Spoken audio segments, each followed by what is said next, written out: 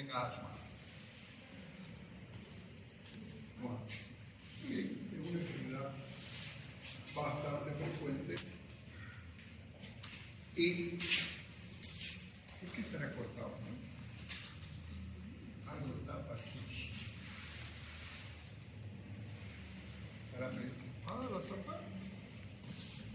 Cuando vamos a pensar en asma, lo primero que tenemos que traer a la mente es un cuadro crónico. Pero como todo proceso crónico, es decir, de larga data, tiene un inicio. Entonces, en su inicio, es un cuadro agudo que nos da dificultad para saber interpretar su diagnóstico. Porque pareciera como si fuera una bronquitis. Ya avanzamos bronquitis, ¿se acuerdan? Entonces es un proceso agudo. Ya cuando está instaurado, ahí es más fácil reconocer este proceso, que es un proceso inflamatorio que muchas veces lo relacionan con cuadros de alergia, pero no siempre existe la alergia para estar presente en el cuadro. Y este cuadro inflamatorio caracteriza por una respuesta de contracción del músculo que afecta toda la musculatura de la vía aérea. Cuando hablamos de asma, estamos hablando de una inflamación que solo afecta la vía aérea, no afecta el parénquima. Ese es un dato que lo tienen que tomar en cuenta. Entre las referencias, siempre nos mantienen al día, es el GINA. Aquí falta una abreviación, que es GINA, Guía Internacional para el Manejo del Asma. Y hay la GEMA, que es la Guía Española. No hay mucha diferencia, a excepción de algunas dosis o algunos esquemas. Pero cuando nos vamos a la actualización, ¿qué es lo último que hay sobre el asma?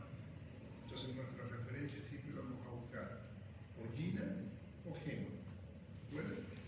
La Guía Internacional dice que es un proceso crónico de las vías aéreas en que desempeña un papel importante en determinadas células y mediadores. Casi siempre, por eso es que a veces lo tratamos como un cuadro de alergia. Pero vamos a ver dentro de su clasificación que en algún tipo de pacientes no hay estas características de los mediadores como si fuera un cuadro alérgico. Eso es para tomar en cuenta. Desde el punto de vista epidemiológico, el asma afecta a todas las personas, solamente que hay zonas, especialmente donde hay mucha industrialización o donde hay muchos vehículos, como en ciudades superpobladas, donde hay un incremento mayor porque obviamente existen antígenos circulantes que son los responsables. Si tomamos estadísticas de Estados Unidos, que maneja bien sus datos, hay entre un 4 al 5% de la población. Aunque es más frecuente en menores de edad, por si acaso, un tercio de este grupo puede presentar entre los 40 y hay un grupo de personas que después de los 60, y uno dice que es raro, el asma se presenta más en edades tempranas, sí es correcto, es lo más común.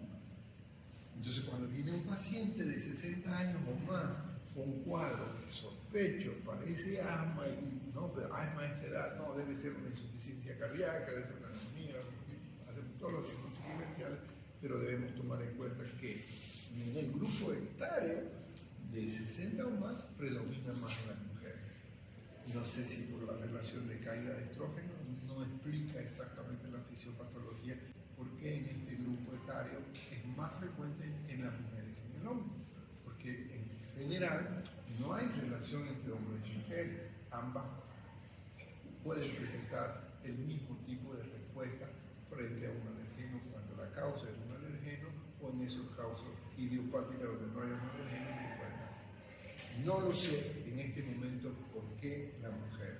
Ya tal vez más adelante algún investigador recordará algún detalle porque es más frecuente. Porque ¿qué diferencia hay un hombre de 60 años con una mujer de 60 años? La cantidad de estrógenos. Después los demás somos similares porque somos la misma especie, ¿no? Para el 2020 en Bolivia dice que se registraron 258 muertes por año. Es decir, que un índice, decimos, bajo de 0,34, pero no queremos que sea nuestro paciente el que desarrolle. Entonces, que cuando detectas a un paciente con asma, una de las cosas que le vas a decir es que no se duche con la puerta con llave. Porque a veces el broncoespasmo puede ser tan severo que no le da tiempo de moverse porque se le cierra. El gráfico es como que tengas algo que te esté apretando el cuello. Así lo representan los pacientes. Es como que no es que no pueda entrar aire, lo que no puede es sacar el aire para el intercambio. Entonces, cuando nosotros detectamos por primera vez un paciente con crisis neumática, una de las recomendaciones que hacemos es que no se duche solo ni con la puerta cerrada, porque no sabes cuáles son los factores que pueden desactivar o activar ese proceso de compresión. Cuando ya lo conocemos, pues, el más común es el frío. Cada que cambia el sur, se me cierra el pecho. Sí, es uno de los factores relacionados, ¿no? Pero no son los únicos como vamos. Para tratar de comprender un poquito este proceso, existen diferentes clasificaciones. Vamos a tener clasificaciones por su forma clínica, asma leve, moderada, severa. Vamos a tener por su etiología. Entonces, la más común que se tiene es la clásica, que es intermitente, persistente, crónica. Todas son crónicas, ¿sí? Vamos a ver que hablar de intermitente o persistente nos referimos a cuántas veces a la semana está con su manifestación. Eso lo vamos a ver enseguida. Hay otra clasificación, extrínseca o intrínseca. La etiológica es la menos común porque no siempre se pilla. Hay una clasificación alérgica o idiosincrática que en general tratan de explicar por diferentes autores. ¿Qué significa la extrínseca? Es persona joven, es lo más frecuente, y que hay una característica de alergia en la familia. Es decir, que puede ser problemas de piel, como eczema, problemas de rinitis, cualquier tipo de alergia en la familia. Eso te hace pensar que está frente a un cuadro. En cambio, la intrínseca es a lo contrario. Ni tenés antecedentes familiares de ningún tipo de alergia. Y este es el grupo que nos interesa a nosotros como medicina interna. Es más frecuente en mayores de 35 años. Ahora, esta otra clasificación se basa de acuerdo al control de los síntomas. Y cuando estamos dando un tratamiento, nosotros esperamos una buena respuesta, porque uno de los objetivos es que la persona vuelva a. Ustedes se han ido a pasear. Claro. Acá adelante, por favor. ¿Y sus compañeros? ¿Fueron a pasar al otro lado?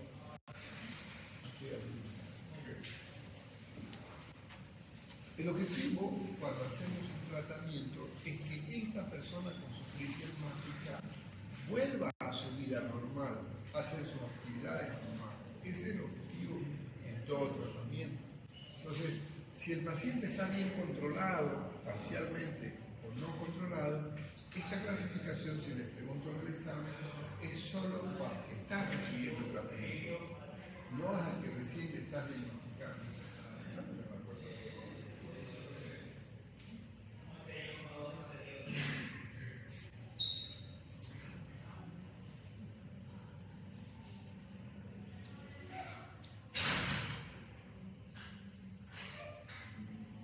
Gracias.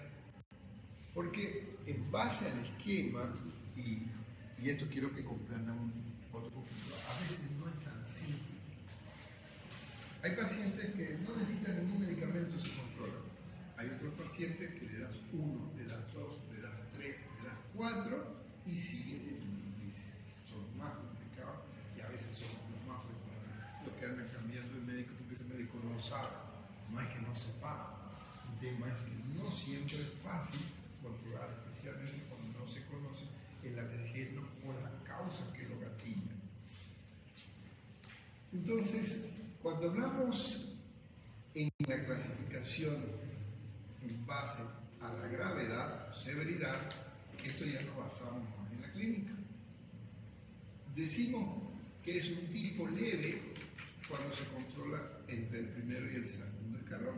Cuando hablemos de los escalones, vamos a ver que tenemos 5 pasos, 5 escalones. En algunos libros ya no lo mencionan así, lo están sacando a un lado, pero en el clásico todavía lo mantienen. Cuando decimos que es una grave, es decir, que ya estamos en el escalón cuarto a quinto, en el cual ICS y LAVA vamos a ir acostumbrándonos. Esto es la abreviación de inglés, corticosteroide inhalado. Y esto es la abreviación de los LAVA, LAMA, SAMA, SAP. Entonces LAVA, long action, acción prolongada. Beta-agonista de acción prolongada. Y vas a tener un SABA que es un short. Estas son terminologías que cada vez están más frecuentes en los libros, como SABA hablamos, que son abreviaciones en inglés. ¿Sí? La de long action, SAB de short action. L es acción prolongada, S acción corta, para que se acuerden. Y puede ser LAVA o puede ser LAMA, puede ser SABA o puede ser SAMA. Son los grupos de medicamentos que ya ustedes lo aprendieron en farmacología como beta-agonistas o broncodilatadores. Y esta es la que está más en moda después, dentro de las novedades de la literatura. Si ustedes agarran un libro de Harrison de hace 5 años, no vas a encontrar esta clasificación. Pero si agarran los Harrison, los libros últimamente, ya están clasificando fenotípicamente a un grupo de personas fácilmente reconocidas por características.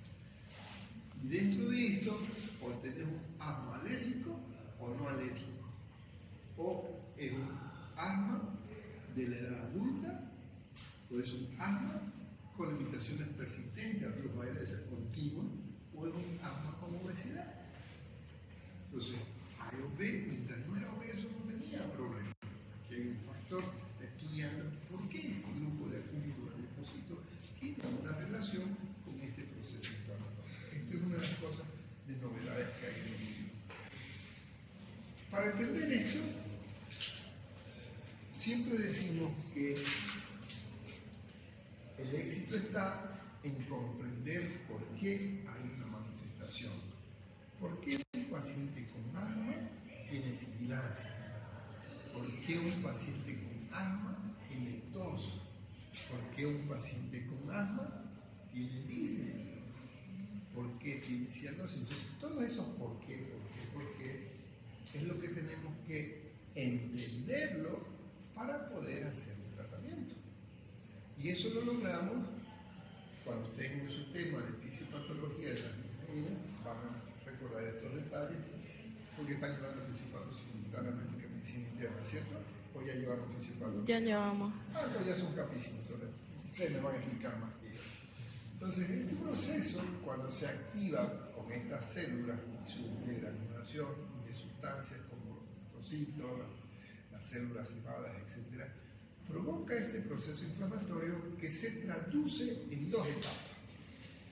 Tenés una etapa temprana y una etapa tardía. La primera etapa ocurre en los primeros minutos. Algunas personas tienen una mayor respuesta que otras. Como les dije hace un momento, hay personas que no necesitan tratamiento, solitos se les pasa.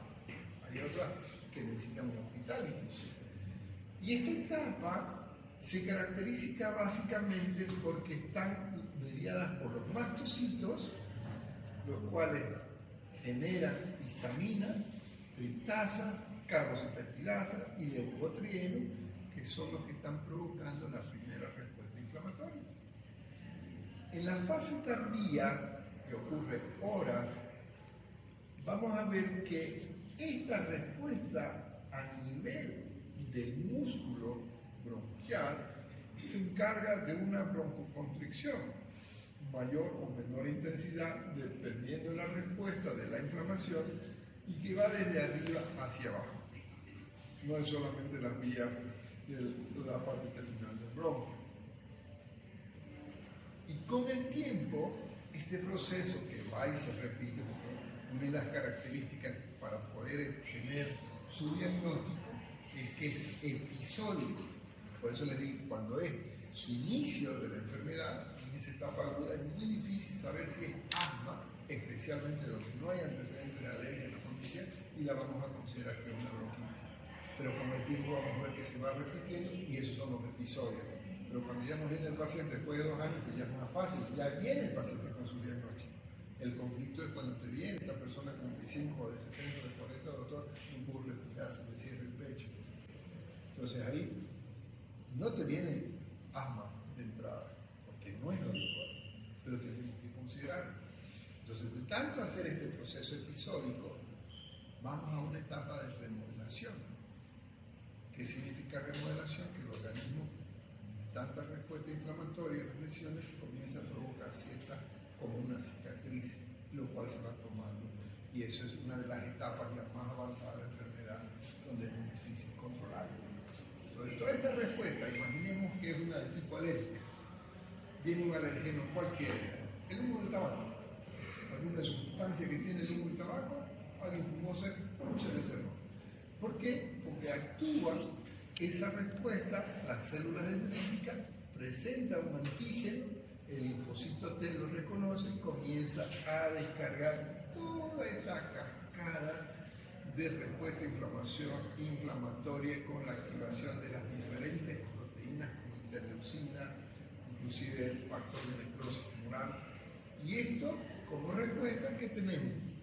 Aumento de la circulación a nivel del epitelio, contracción de ese músculo que disminuye la luz. Esa respuesta inflamatoria activa las glándulas mucosas, dándonos una hiperactividad de esas glándulas mucosas. Entonces, esas son las primeras características en respuesta de todas estas cascadas. El conflicto que tenemos es cuando no sabes que hay un alergeno, cuando esta respuesta es tanto, por eso que no puedes ni siquiera plantearte una vacuna. Y vamos a ver que cuando hablamos de la inflamación no tipo 2, aquí fíjense, esta es la más común que estamos hablando, donde tenemos respuestas innatas, ¿sí? En la tipo 1. En la tipo 2, cuando hablamos de células linfoides que son activadas por otro tipo de interleucina. Pueden ser las alaminas, o pueden ser las interleucinas 5 o la interleucina 3. Y esto explica asma no alérgica. No es como la otra que tenemos un alergeno.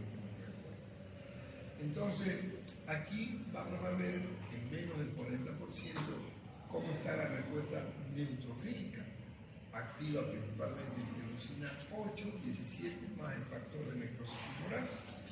Y aquí entra la asociación, porque el adiposo entra como una respuesta que favorece, que antes no se lo tomaba en cuenta, obviamente el tabaquismo ni se lo descarta. Y vamos a ver que la fase neutrofílica, su característica es la activación de los linfocitos T helper 17 más los T helper 22. ¿Sí? Recuerden, tenemos los ayudadores y tenemos los killers, ¿no? Natural killers, que son las respuestas.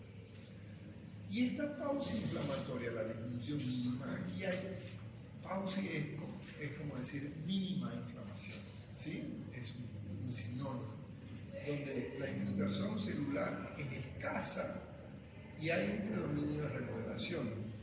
Y aquí te va a dar una disfunción, no está el gráfico claro para poder entenderlo mejor. Entonces, con todas estas respuestas de estos mediadores, es básicamente reducir el riesgo.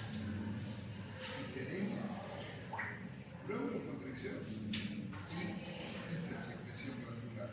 Ese es el resumen clásico de todas estas respuestas de nuestro organismo. Entonces, el músculo liso, por la respuesta de estos broncoconstrictores, la inflamación, va a disminuir al inicio la luz, pero después hay una hipertrofia, hay un aumento de esa capa muscular.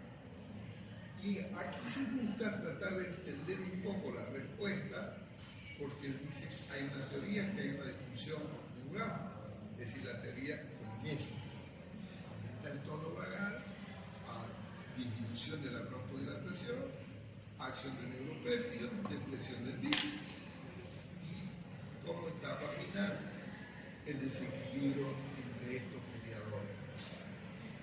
Toda esa respuesta vamos a ver, como les digo, de inicio, lo más grave, el espasmo muscular. Lo bueno es que si estamos atentos y hay respuesta, esto podemos hacerlo revertible, que el paciente vuelva a su actividad normal. El edema de pared, poliemia y el incremento de las glándulas mucosas, que en ocasiones en la respiración se seca ese moco y viene y obstruye parte de esa vía y nos va a dar una complicación después, que son las famosas atelectasias. Siempre hay que considerar por qué mi paciente está haciendo fiebre, si el asma no da fiebre. Está complicando un tapón, provocando una atelectasia que a la vez se puede convertir en un. El asma, cuando vemos una manifestación, no tenemos la alza térmica como manifestación crónica. Y con el tiempo episódico se va repitiendo este proceso inflamatorio por cada contacto, tenemos lo que se conoce como remodelado. Vamos a ver. Este remodelado no lo podemos volver. Ese cambio celular es definitivo.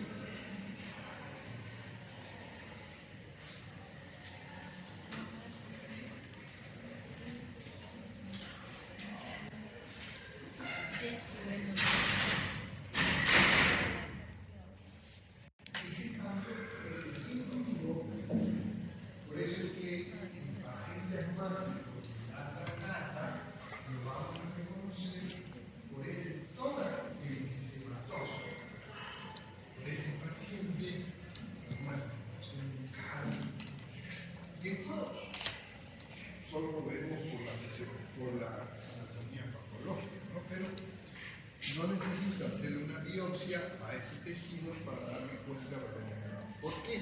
Si le pregunto en el examen, ¿por qué no hace falta una biopsia del bronquio para reconocer el remodelado? La respuesta es porque el proceso lleva años repitiéndose y es la respuesta natural del organismo frente a una inflamación repetitiva, paréntesis crónica. De ahí que en estos procesos crónicos vamos a tener la tipo 2 y la no tipo 2. De los hay, de los low. Esto también son las nuevas aplicaciones que tenemos en. ¿Lo cierra, por favor? Gracias. Entonces, es un resumen de lo que estamos hablando en el proceso. Y esta hiperrespuesta bronquial, recuerden, los mecanismos básicamente, la inflamación que sensibiliza, la distensión neural por el aumento de la acetilcolina o colinérgico y las alteraciones propias por los cambios de la respuesta. Y es lo que buscamos con la medicación, broncodilatar a través de disminuir esa inflamación y con lo cual va a favorecer el mecanismo respiratorio de ese paciente que se requiere. El éxito que tenemos con esta enfermedad es que es un cuadro reversible. Cuando decimos reversible no significa que no se vuelve a hacer, porque se acuerda de la clasificación bien controlada, no controlada, medianamente controlada. Por el alto tratamiento el paciente mejora, aparece, pero otra vez entra en contacto y otra vez se reactiva esa inflamación. Por eso vamos a recordar lo que aprendieron en farmacología de los medicamentos aliviadores y de los medicamentos controladores. Entonces, este cuadrito es para recordarles simplemente las características de las células y la función que desarrollan en el ángulo. Entonces, la clave es tratar de comprender las diferentes interleucinas y básicamente reconocer entre la 1 y la 2 cuáles de estas interleucinas o proteínas son las que están desembocando este proceso. Les comentaba hace un momento que las ciudades grandes con alta contaminación son los que parece ser los factores desencadenantes donde hay emergencia. Es muy común en nuestro medio, no tenemos mucha contaminación, pero sí como el cambio de clima, y ahora que viene la época del chaqueo de los cubos también es un factor. Y fíjense que no solamente tenemos estos factores externos, también pueden ser medicamentos, algo que evitamos en pacientes asmáticos, aspirina o betabloqueantes, eso lo evitamos porque hay una respuesta en algún grupo de pacientes. Y en el trabajo, los compuestos sulfitantes, que son muy comunes que se liberen por la misma característica del proceso industrial. Entonces, por eso es que cuando estamos con un paciente con estas características, una de las tareas del médico es tratar de identificar qué le puede estar provocando. No siempre lo conseguí. Recuerdo una paciente profesora de contacto en la escuela, y cada que aparecía primavera tenía que estar con baja médica porque no podía trabajar.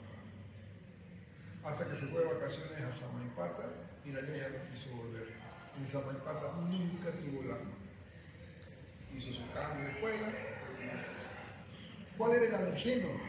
Al del polen, pero también en Samaipata el polen, pero ella nunca lo tuvo. Entonces, ¿cuál polen, cuál flor? Difícil de identificar. Y esa es la tarea más complicada que tenemos como médicos, porque se puede lograr identificar qué es lo que reactiva ese proceso inflamatorio, pero se acabaría el asma, no tendría que estar dándole medicamentos. Por eso es que inclusive se buscan vacunas, pero no siempre se puede porque en ocasiones no está en relación con la alergia.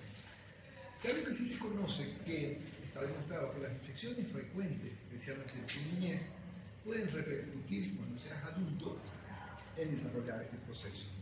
De ahí que siempre preguntamos en niños qué te enfermabas, qué tan seguido te enfermabas, problemas respiratorios, y ahí te puede hablar. Y algo que llama la atención es que el ejercicio puede actuar como un alergeno. Hay niños que los profesores los tratan de flojos porque no quieren hacer educación física, pero ese profesor nunca le enseñaron que ese niño, cada que hace actividad, el incremento de la temperatura, porque el ejercicio nos hace incrementar temperatura, le activa a nivel del bronquial la respuesta inflamatoria. Por suerte, sí. Doctor, en cuanto al ejercicio, ¿no? ¿Tiene algo que ver, por ejemplo, qué sé yo, alguien que esté haciendo que se vuelve la masa, entonces empieza a tener esa fatiga? ¿Se puede deducir que tiene que ver algo con el asma, por esa actividad? Depende. Si la persona es natural de la paz, él está adaptado a esa concentración de energía. Y una persona que no se usa. Ahora, si de aquí se va una persona y comienza a tener disnea, no es asma, es simplemente que tu organismo no ha compensado. Aquí tienes un nivel del 21% de oxígeno. En la paz, 3.400, 4.500, ese porcentaje se reduce a 18 o 20. Y por eso es que te cansas. Pero no es por ese tipo de ejercicio. No, pero ese tipo de ejercicio No es por ejercicio, es simplemente las concentraciones de oxígeno que tu organismo no se ha adaptado. Aquí estamos hablando de que pronto te vas a jugar pelota, o te vas a trotar, o te pones a bailar, a hacer actividad física, y de pronto se te cierra el pecho. Cada que haces una actividad física se te cierra el pecho. A eso me estamos refiriendo. Y eso lo investigamos cuando estamos con el paciente, si él nota que después de hacer una actividad, porque ese es más fácil. Si yo sé que cuando va a hacer ejercicio se le va a reactivar, ¿por qué le digo que no haga ejercicio? No, que use su medicamento antes de hacer el ejercicio para bloquear la inflamación, y con eso puede hacer su actividad normal. Entonces, pero la dificultad es tratar de reconocer. Sí, por favor.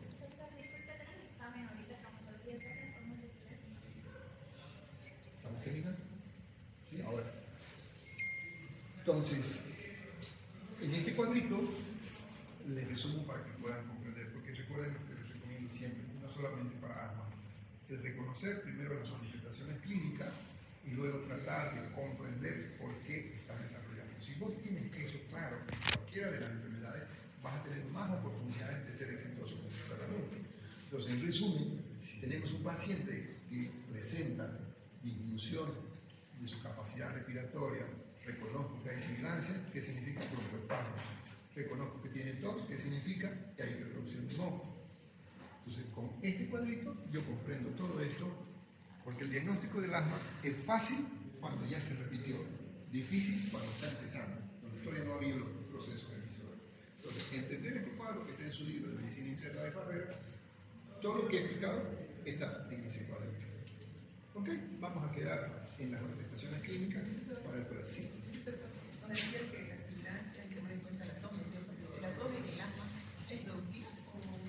Recuerde que hay hiperproducción de moco. Ese moco lo tiene que sacar. La siguiente clase voy a entrar en detalle de la clínica y ahí vamos a hacer énfasis en las características de la situación. Por favor, no te preguntas para que no lo publique con el examen que tiene. ¿Sí? Un poquito más fuerte, por favor. Casi no te escucho, pero... Ajá. La respuesta inflamatoria comienza a mejorar la mayor circulación a nivel del epitelio. Eso te aumenta su espesor. Eso activa la glándula mucosa, aumenta el espesor de la glándula y aumenta la hiperproducción. Eso, como respuesta, viene la activación del músculo que se contrae. Entonces, contracción del músculo, hiperemia y hiperproducción del músculo, porque el paciente tiene cáncer. ¿Ok? Entonces, la siguiente clase, las siguientes preguntas anótenlas para que no los demore, por favor.